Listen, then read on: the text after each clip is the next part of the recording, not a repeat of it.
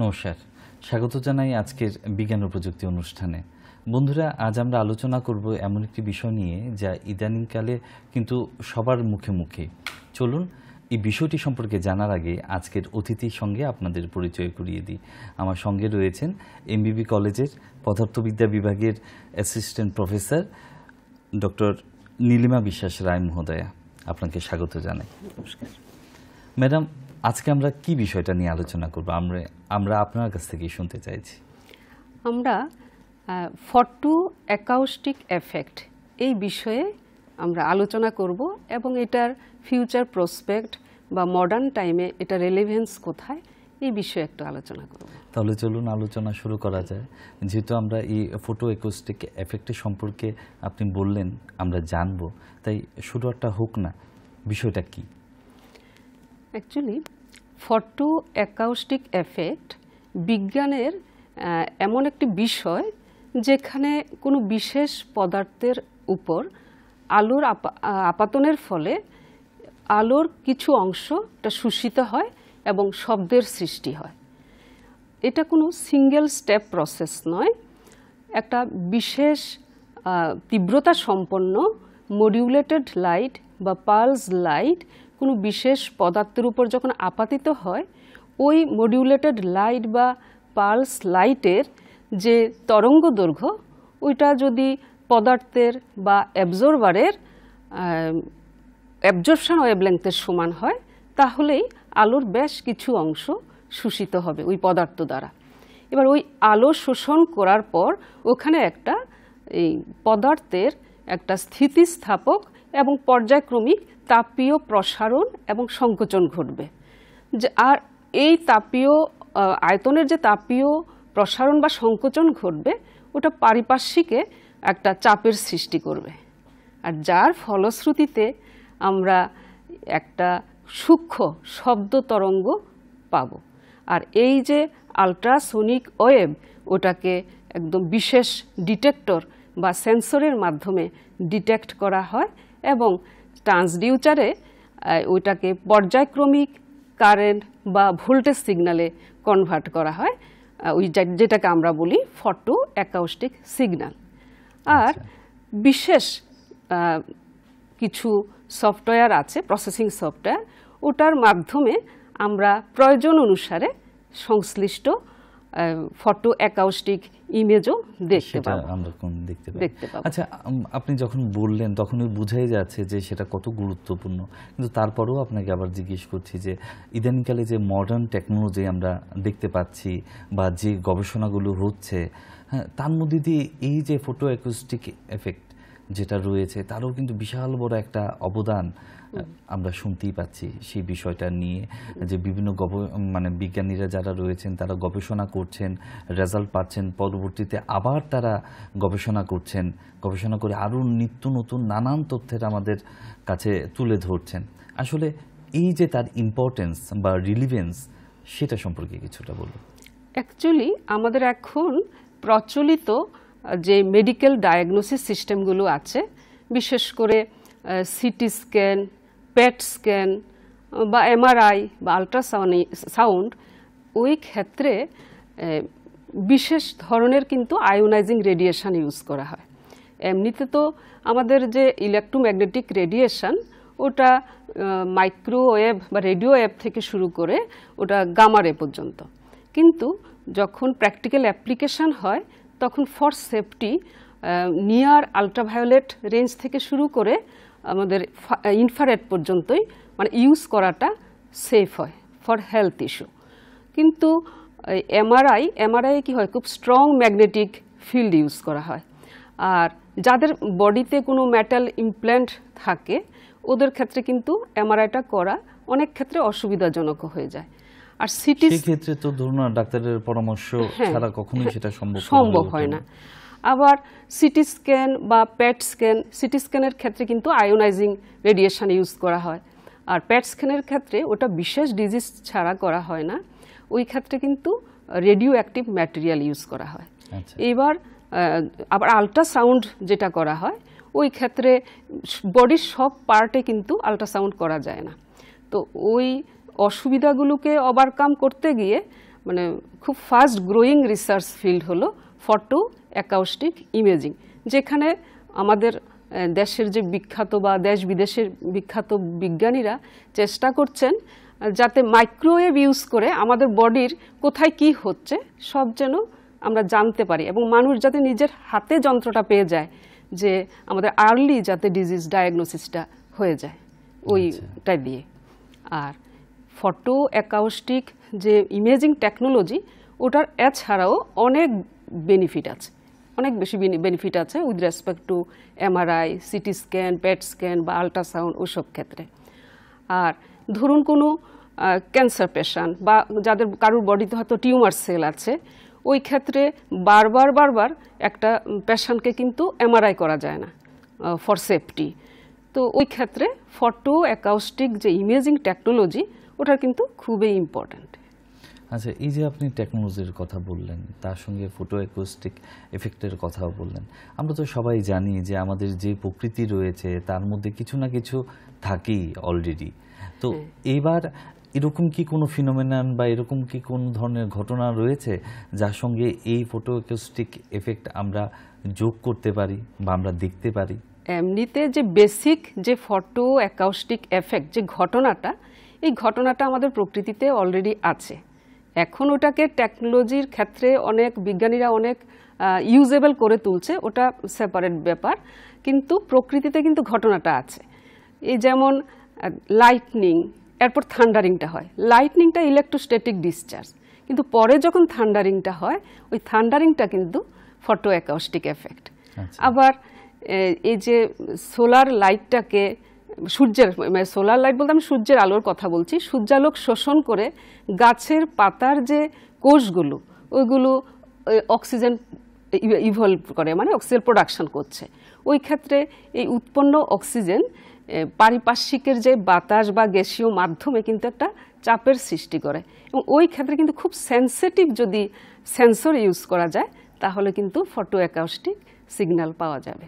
আচ্ছা, এই যে আপনি সিগন্যালের কথা আপনি বললেন, সেই সিগন্যালগুলো তো ডিটেক্ট করতে হয়, তো সেই কি কোনো বিশেষ ধরনের অবস্থা বা কন্ডিশনস রয়েছে যার মাধ্যমে এগুলোকে আমরা শনাক্ত করতে পারি? হ্যাঁ, যদি ডিটেক্টরের কথা বলি বা সেন্সরের কথা বলি, ওই ক্ষেত্রে খুবই সেন্সিটিভ লাগবে, কারণ এই যে শোষিত রেডিয়েশনের বা শোষিত বিকিরণের যে তাপীয় প্রক্রিয়া, এই তাপীয় প্রক্রিয়ার ফলে যে পরিবর্তনশীল চাপের সৃষ্টি হয় এবং এর ফলে যে শব্দ তরঙ্গ সৃষ্টি হয়, এটা কিন্তু খুবই সূক্ষ্ম, আল্ট্রাসোনিক। ওটাকে ক্যাপচার করতে গেলে খুবই উচ্চ মানের সেন্সরের প্রয়োজন হয়। আর বিশেষ করে ওই ক্ষেত্রে পাইজো ইলেকট্রিক ম্যাটেরিয়ালগুলোই কিন্তু বেশি সেন্সিটিভ। মানে ধরুন ওই কোথাও চাপ সৃষ্টি করলে ওখান থেকে ইলেকট্রন ফ্রি হয়ে যাচ্ছে, মানে পাইজো ইলেকট্রিক ম্যাটেরিয়াল যেগুলো, ওইগুলো দিয়ে কিন্তু ট্রান্সডিউসারের ডায়াফ্রামটা তৈরি করা হয়। তো আরও অনেক ফ্যাক্টর আছে, কিন্তু সেন্সরগুলো খুবই সংবেদনশীল হতে হয়। মানে সংবেদনশীলতার উপরে তার ইমেজটা, ইমেজ আরও অনেক বিষয়ের উপর ডিপেন্ড করে। কারণ প্রথমত যেই সিগন্যালটা ইউজ হচ্ছে, বেসিক যখন ফটো অ্যাকাউস্টিক এফেক্ট যখন সায়েন্টিস্ট গ্রাহাম বেল ডিটেক্ট করেছিলেন, আলেকজান্ডার গ্রাহাম বেল, ওই সময় কিন্তু নর্মাল লাইট দিয়েই উনি ডিটেক্ট করেছিলেন। কিন্তু যখন এটা প্র্যাকটিক্যাল অ্যাপ্লিকেশনের ক্ষেত্রে আসছে, তখন কিন্তু nano second pulsed laser beam use করেই এই কাজটা করা হয়, এবং ফর ভেরি শর্ট ডিউরেশন। আর এই যে লেজার বিম কিন্তু খুব শক্তিশালী, তাই ওটাকে যখন ইউজ করা হয় তখন কিন্তু উইদিন সেফটি লিমিট আমাদের ইউজ করতে হয়। ওইখানে ধরো ওইটার শক্তিটা not more than 2 electron volt. আর ওইটা হলো যেই আপাতিত বিকিরণ, ওটার ক্ষেত্রে বলছি। এইবার কোন পদার্থ এটাকে অ্যাবজর্ব করবে, ওটার উপরে সিগন্যাল ডিপেন্ড করবে। এখন যদি আমার ব্লাড সেলের, আমাদের লোহিত রক্তকণিকা যদি এটাকে শোষণ করে, যেই টাইপের ফটো অ্যাকাউস্টিক সিগন্যাল আমি পাবো, আবার যখন বোন সেল এটাকে অ্যাবজর্ব করবে, আমরা কিন্তু সেম টাইপের পাবো না। তাহলে অ্যাবজর্বিং যে ক্রোমোফোর, এই ক্রোমোফোরের উপরে ডিপেন্ড করবে। আবার কিছু কিছু জায়গায় হয়তো বডির এমন কোনো পার্ট যেখানে হয়তো ক্রোমোফোর নেই, ওই জায়গায় কিছু ফরেন ম্যাটেরিয়াল, যেমন ধরো কিছু ফ্লোরোসেন্স ডাই অথবা ন্যানো ম্যাটেরিয়াল ওই জায়গায় ইনজেক্ট করা হয়। তারপর এই যে ক্রোমোফোর ওটা কিন্তু এই লাইট রেডিয়েশনটা পেয়ে কিন্তু এক্সাইটেড স্টেটে চলে যায়। এইবার এটার যে রিল্যাক্সেশন মোড, এটার ডাইনামিক্সের উপরও কিন্তু ফটো অ্যাকাউস্টিক সিগন্যালটা ডিপেন্ড করে। এছাড়া আরও পরপর প্রত্যেকটা ফ্যাক্টরি আছে, সেম সেন্সর প্রপার্টির উপরও ডিপেন্ড করবে। এরপর আসবে কোন মেকানিজমে হচ্ছে। যেমন আমি একটু আগে বললাম যে একটা আলোক রাসায়নিক প্রক্রিয়া যেখানে অক্সিজেন ইভলিউশন, গ্যাস ইভলিউশন হচ্ছে, ওই ক্ষেত্রে যে সিগন্যাল পাবো, আবার নর্মাল যখন ফিজিক্যাল প্রসেস হবে তখন কিন্তু সেম টাইপের সিগন্যাল পাওয়া যাবে না। তাহলে অনেকগুলো ফ্যাক্টরের উপরে ফটো অ্যাকাউস্টিক সিগন্যালের নেচারটা ডিপেন্ড করবে। আচ্ছা, এই যে আপনি আপনার কথা শুনতে শুনতে আমার মনে হয়েছে যে আসলে এই ধরনের বিষয়গুলো তো আসলে একদিনে গড়ে ওঠেনি, নিশ্চয়ই অনেকটাই বিষয় রয়েছে, তার প্রেক্ষাপটে বিশাল বড় একটা হিস্ট্রি রয়েছে। ছোট্ট করে সংক্ষিপ্তভাবে আমরা সেই জিনিসটা একটু জানতে চাইছি। একদম প্রকৃতিতে তো আছে, এইবার এটা আমাদের যে মহামান্য বিজ্ঞানীরা ওনারা বিভিন্ন সময়ে এটাকে ডিটেক্ট করেছেন। 1880 সালে বিজ্ঞানী আলেকজান্ডার গ্রাহাম বেল উনি লং ডিস্টেন্স সাউন্ড ট্রান্সমিশন নিয়ে উনি পরীক্ষা নিরীক্ষা করছিলেন। আমরা সবাই জানি উনি টেলিফোন আবিষ্কার করেছিলেন। তো উনি যখন ওই পরীক্ষা নিরীক্ষা চালাচ্ছিলেন, উনি দেখলেন যে সূর্যালোক একটা স্লটেড হুইলের মধ্য দিয়ে যখন কিছু বিশেষ কঠিন পদার্থের উপর এসে পড়ল, তখন ওখান থেকে শব্দ তরঙ্গের সৃষ্টি হলো। তখন উনি ওটা দেখে খুবই অবাক হলেন এবং উনি অনেক পদার্থের ক্ষেত্রে ওটা প্রয়োগ করে দেখেন এবং বিভিন্ন ক্ষেত্রে শব্দের তীব্রতা বিভিন্ন রকম। ঠিক আছে, এরপর পরবর্তী সময়ে উনার এই আবিষ্কার বলবো না, মানে উনার যে এই যে অবজারভেশন, ওটার রেসপেক্টে আলেকজান্ডার গ্রাহাম বেল, জন টিন্ডাল, আমরা টিন্ডাল এফেক্ট শুনেছি নাম, জন টিন্ডাল, তারপর উইলহেলম রনজেন, উনারাও কিন্তু এই বিষয়ে আরও পরীক্ষা নিরীক্ষা করেন। এবং আলেকজান্ডার গ্রাহাম বেল দেখেছিলেন কঠিন পদার্থের মধ্যে, আর উনারা চেষ্টা করেন এই ফটো অ্যাকাউস্টিক এফেক্টটা তরল বা গ্যাসীয় পদার্থের ক্ষেত্রে দেখা যায় কিনা। কিন্তু এই পরীক্ষা নিরীক্ষা চলাকালীন উনারা কিন্তু খুব উচ্চ শক্তি সম্পন্ন বা তীব্রতা সম্পন্ন বিকিরণের উৎসের প্রয়োজন অনুভব করেন এবং ওই সময়ে সঠিক মানে সেন্সিটিভ সেন্সরের প্রয়োজন অনুভব করেন। কিন্তু উনারা নিশ্চিন্ত হয়েছিলেন যে শোষিত বিকিরণের তাপীয় প্রসারণেই এই ক্ষেত্রে, প্রসারণ বা সংকোচন, তাপীয় ক্রিয়াই এই ক্ষেত্রে ফটো অ্যাকাউস্টিক এফেক্টের মূল কারণ। আর তাছাড়া এই যে অনেক ফটো কেমিক্যাল রিয়াকশানে গ্যাস ইভলিউশন যখন হয়, তো ওইখানে তো আলো পড়ে তারপর রাসায়নিক বিক্রিয়াটা হচ্ছে, তারপর গ্যাস ইভলিউট হচ্ছে, ওটা গিয়ে কী হচ্ছে সারাউন্ডিং এয়ার বা গ্যাসিয়াস মিডিয়ামের উপর প্রেশার ক্রিয়েট করে দিচ্ছে এবং এই প্রেশারটা কিন্তু অসিলেটিং ওয়েভ অফ প্রেশার, ওখান থেকে কিন্তু আবার শব্দ তরঙ্গের সৃষ্টি হচ্ছে।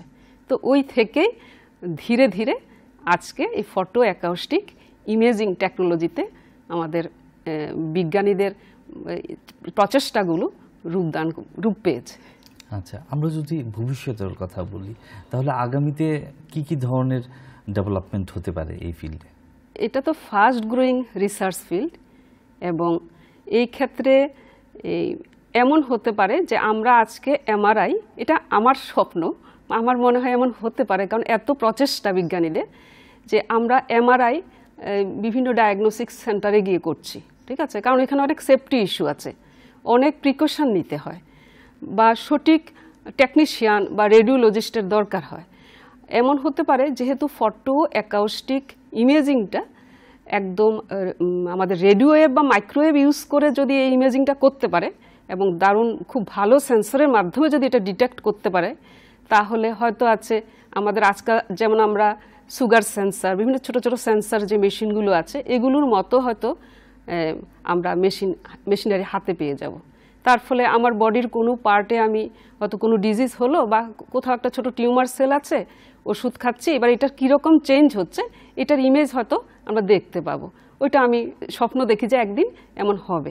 অনেকটা সায়েন্টিস্টরা অনেক এগিয়ে গেছেন এই বিষয়ে, হয়তো খুব অদূর ভবিষ্যতে আমরা হয়তো এটা হাতে পেয়ে যেতে পারি। আমাদের শুভেচ্ছা রইল, তাহলে আমাদের উপকার হবে এবং তার সঙ্গে মানব জাতিরও অনেকটাই উপকারে আসবে সেই বিষয়টা। এই বিষয় নিয়ে কি আমাদের রাজ্যে কি কোনো গবেষণা হচ্ছে? আমাদের রাজ্যে এখনো এই বিষয়ে হচ্ছে না। অ্যাকচুয়ালি এই বিষয়ের যে মেশিনারি, ওটার মেশিনারি এখনো আমাদের এখানে এসে পৌঁছায়নি। তবে ইন্ডিয়ায় আমার যেটা আমি জানি, বেশ কয়েকটা জায়গায় ফটো অ্যাকাউস্টিক টমোগ্রাফি নিয়ে কাজ হচ্ছে, যেটা আমি জানি আইজার বেহারামপুর ওখানেও কাজ করছে। আরও বেশ কয়েকটা আইআইটি মুম্বাই, আরও বেশ কয়েকটা ইনস্টিটিউট এটা কাজ করছে। তবে ইন্ডিয়াতে এখনও মানে সেরকমভাবে রিসার্চ লেভেলে কাজ হচ্ছে না। হয়তো বা অ্যাপ্লিকেশন লেভেলে কোথাও আসলেও আসতে পারে, ওটা আমার জানা নেই। মেইনলি এটা টেক্সাস ইউনিভার্সিটি বা ক্যালিফোর্নিয়া ইউনিভার্সিটির বড় বড় সায়েন্টিস্টরাই ওটা নিয়ে ডিল করছেন। আচ্ছা, এই যে আপনি কথা বলতে বলতে একটা কথা বললেন যে ইলেকট্রোম্যাগনেটিক ফিল্ড, তার সঙ্গে এই ফটো অ্যাকুস্টিক এফেক্ট কোনো না কোনোভাবে জড়িয়ে আছে। হ্যাঁ, ইলেকট্রোম্যাগনেটিক রেডিয়েশন। আচ্ছা, রেডিয়েশনস এর কথা যেটা বললেন, রেডিয়েশনস, তার সঙ্গে এই ধরনের প্রভাব, যোগসূত্রটা কোথায়? যোগসূত্র হলো এই ইলেকট্রোম্যাগনেটিক রেডিয়েশনটা তো এই যে গামা রে, এক্স রে থেকে শুরু করে, মানে আমি বেশি কম ওয়েভলেংথ থেকে বলছি, হতে হতে হতে হতে মাইক্রোওয়েভ, রেডিও ওয়েভ অব্দি বিস্তৃত।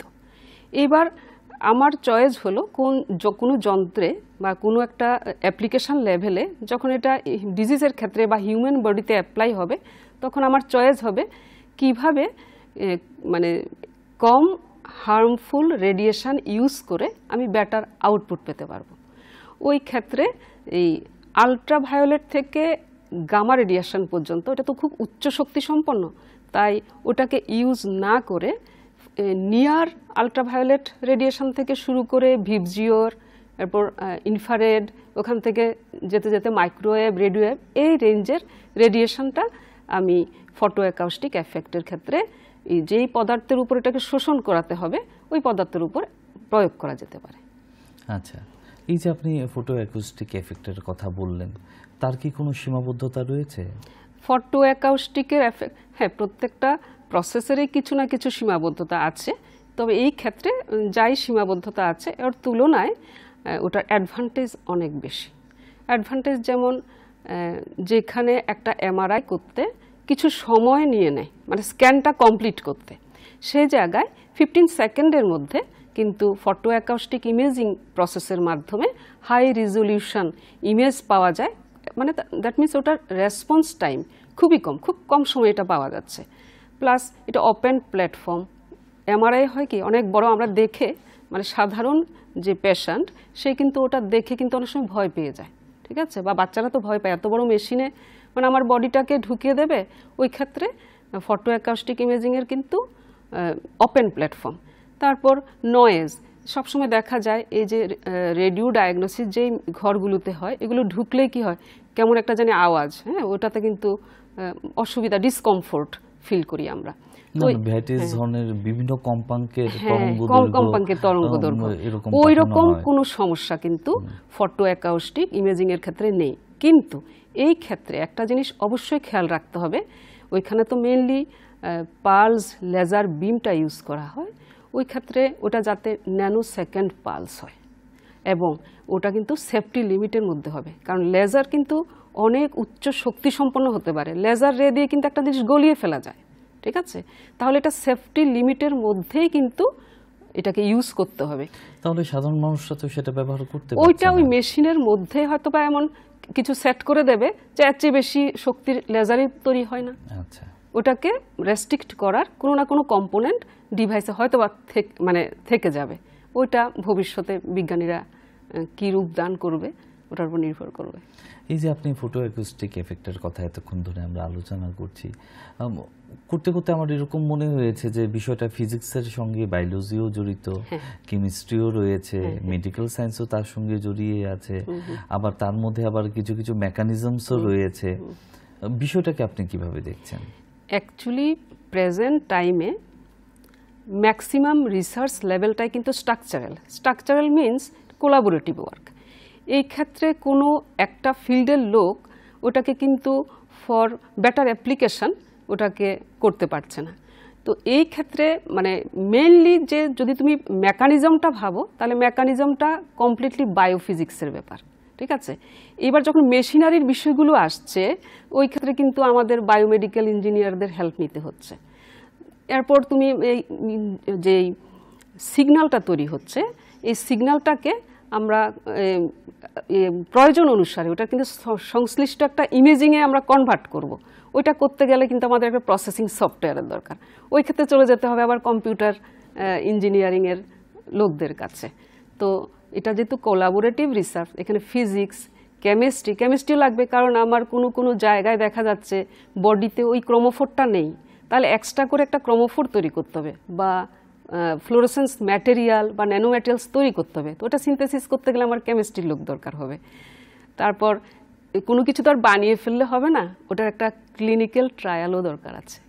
ওই ক্ষেত্রে কিন্তু আবার বায়োলজির লোকদের দরকার হবে। তো এই যে কোলাবোরেটিভ যে রিসার্চ, ওটা ফলে এই মানে physics, chemistry, biology, engineering, computer science, মানে সব ফিল্ডের লোকদের দরকার হবে, এবং এর ফলে আমার মনে হয় একটা বেটার আউটকাম পাওয়া যাবে। আমার মনে হয় সেক্ষেত্রে এই যে আমরা অনেক সময় বলি না অল ওভার ডেভেলপমেন্ট বা অলরাউন্ড ডেভেলপমেন্ট, এই বিষয়গুলোও কিন্তু জড়িয়ে যাচ্ছে। হ্যাঁ, নিশ্চয়ই। আমরা অনুষ্ঠানের প্রায় শেষ পর্যায়ে চলে এসেছি ম্যাডাম। আমাদের দর্শক বন্ধুদের উদ্দেশ্যে কিছুটা বলুন, যারা পড়াশোনা করতে চাইছে এই বিষয়টা নিয়ে ভবিষ্যতে আরো উন্নত মানের, তারা কি করবে বা কি আছে আপনার মেসেজ? এই ক্ষেত্রে আমি স্টুডেন্টদের উদ্দেশ্যে বলবো, যেহেতু এটা ফাস্ট গ্রোয়িং রিসার্চ ফিল্ড, তাহলে যারা রিসার্চ লাইনে আসতে চায়, তাহলে এই যে বায়োফিজিক্স বা বায়োমেডিক্যাল অপটিক্যাল ইমেজিং, এই ক্ষেত্রে ওরা এক্সপ্লোর করতে পারে, এবং আমাদের ভবিষ্যৎ প্রজন্মের জন্য আরও এমন অনেক ভালো আর আরও অনেক সেন্সিটিভ এবং সেফ ইমেজিং টেকনোলজি আশা করি আমাদের ভবিষ্যৎ প্রজন্ম দিতে পারবে, এবং স্টুডেন্টরা ইচ্ছে করলে এই লাইনে এক্সপ্লোর করতে পারে। অনেক অনেক কৃতজ্ঞতা ম্যাডাম আপনাকে আমাদের স্টুডিওতে আসার জন্য। তার সঙ্গে ধন্যবাদ জানাই আপনাদেরকেও, যারা এতক্ষণ ধরে আমাদের সঙ্গে ছিলেন। আজকের আলোচনা আমরা এখানেই শেষ করলাম। সবাই ভালো থাকবেন। নমস্কার।